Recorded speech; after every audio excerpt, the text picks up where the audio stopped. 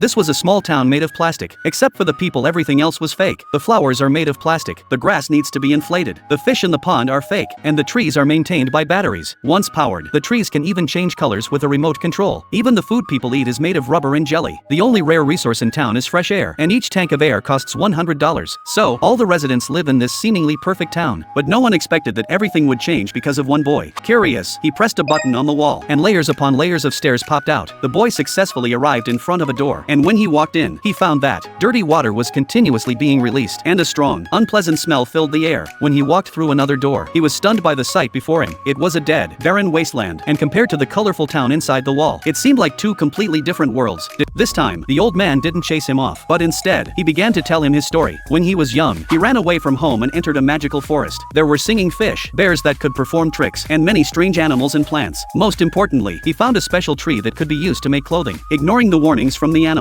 he picked up an axe and chopped down the first tree. The next day, his products were ready. He took them to town and sold them, and it was a huge success. Everyone in the town rushed to the forest, eager to buy from him, greedy for more money. He kept cutting down trees to make more products. He even built a factory. The factory's wastewater drove the little fish away from their homes, and the smoke from the factory made the birds lose their feathers. As time went on, the once lush forest became barren, and the man's dreams of wealth came to an end. The animals left to find new homes, and it was then that the man realized his mistake. He locked himself in the wooden house, living out the rest of his days in solitude. When the boy finished listening to the old man's story, the old man handed him a seed. He hoped that the boy could use the seed to change the future of the town.